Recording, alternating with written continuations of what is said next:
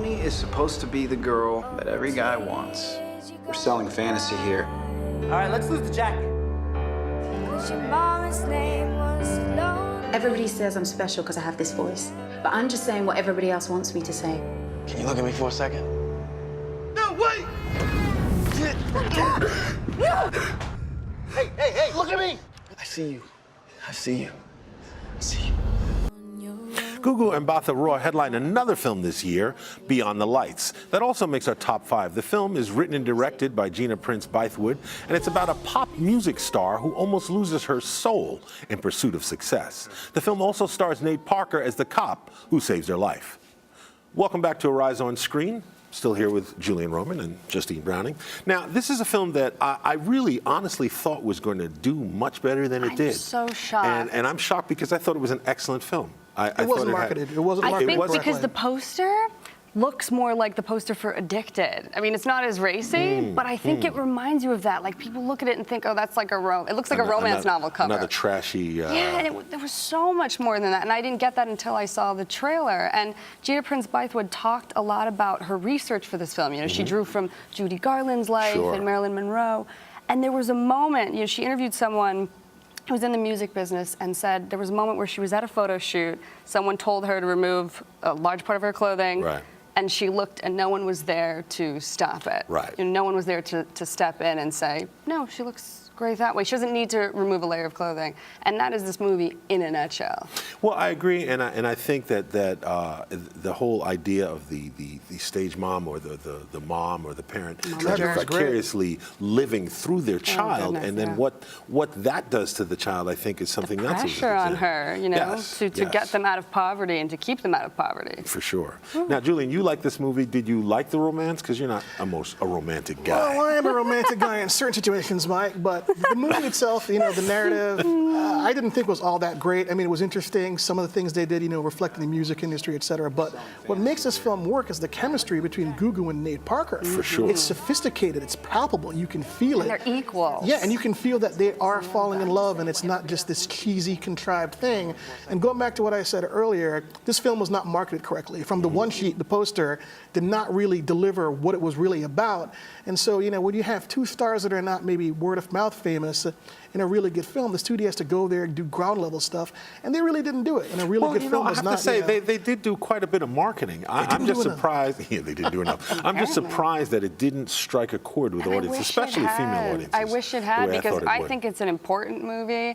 It really delves into the sexualization of women in this industry, you know, and just that there's a beautiful scene where she starts to look more like herself, you know, the removal of her weave, and to emerge as this artist who's true to what she believes in and true to the work that she wants to produce, and that's rare. After I saw this film, I removed my weave, Mike. I had to get rid of it. Did you have a beautiful moment where you took it out? I had to take it off. It had to get back to me. And I'm glad you did, and you're here. So we're going to move on. Our next film is Selma, which is a movie that is basically about the historic march that Martin Luther King Jr. made from Selma to Memphis to help make voting equal for everybody in the country.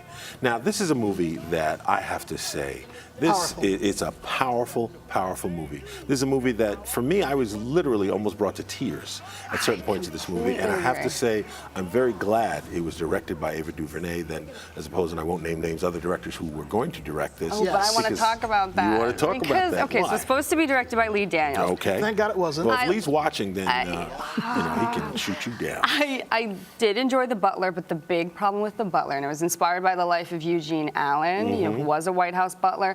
They glamorized it, they Hollywoodized it, they threw in all this stuff that they didn't need to. And if they had just focused on the grittier elements, I think it would have been a much better film. And that's what this film gets right completely. Well, I think what this film also gets right is that it has a sensitivity and has a heart. I mean, it didn't portray Martin Luther King Jr. as a saint.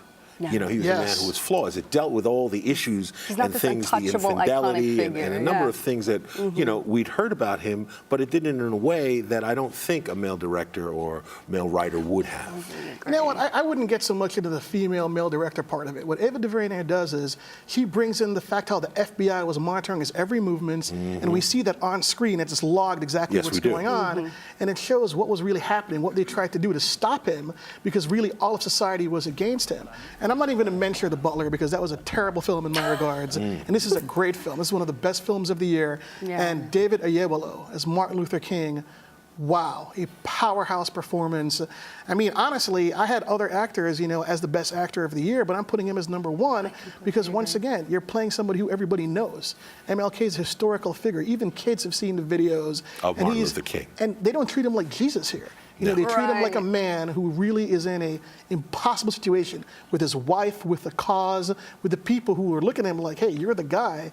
It's a fantastic film. I was shocked that this was the only cinematic. There was only a. There's never been a feature film about Martin Luther King. In 1978 on TV. There's been several TV movies. And you know, one of the things, and it's funny that you said that too, Julian, because I think that this is a movie that's a great film, black or otherwise. Exactly. Okay, I just think it's a great film and everybody should see it. Honing in on a small part of his life, it somehow encapsulates everything that he stood for. I agree, and I believe that it'll be, in terms of Oscars, I think it should be nominated Best Picture, Best Director, and first African-American nominated for Best Actress. For Best Actor.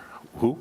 First African-American director nominated. I hope so. Female. All right, so we're going to move on to now what I found is probably the biggest surprise of the year for me. And as we're talking about our top 5, this is my top film of the year in terms of black film, which is Top 5. Yes. Chris Rock's new film. This is a movie about an actor who is a former comedian who's had success in action comedies, but desperately wants to be taken seriously, and that's failing for him.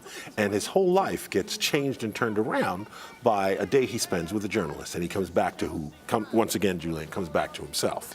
So I'm going to ask you, did this movie completely take you surprise? I was blown away by this film. I mean, the word of mouth out of Toronto was very strong. Yes. And we'll be honest, I mean, Chris Rock has written and directed some terrible films in his career. I agree with you 100%. So the thing that makes this film, I mean, first of all, it's basically Chris Rock doing Woody Allen and Richard Linklater. It's a very sophisticated relationship, That's emotional what I said piece. when I reviewed it. And the problem is, you know, he's already a star, but he's like, you know what, let me show you about the hangers-on, about the celebrity girlfriend, about the best friend from childhood, about the people you left back home, about the worthless father. And then you bring in this woman who might be an enemy, might be a friend, and as he kind of peels back the layers to himself, he's a pretty sophisticated character, and it's knockdown funny.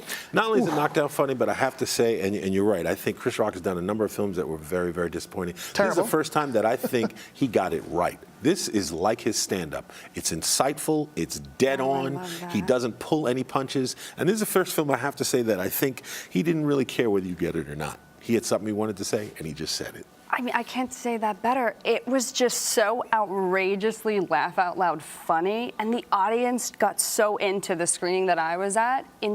There are some outrageous moments you could think back on with this film, and I think what it captured so well is he's iconic in a role that he's not really comfortable with, and the battle to get out of that. And I think that that's a universal thing that many actors can feel. Well, we all agree that that's probably it's definitely in our top 5. For me, it's the best black film of the year. Better than Selma?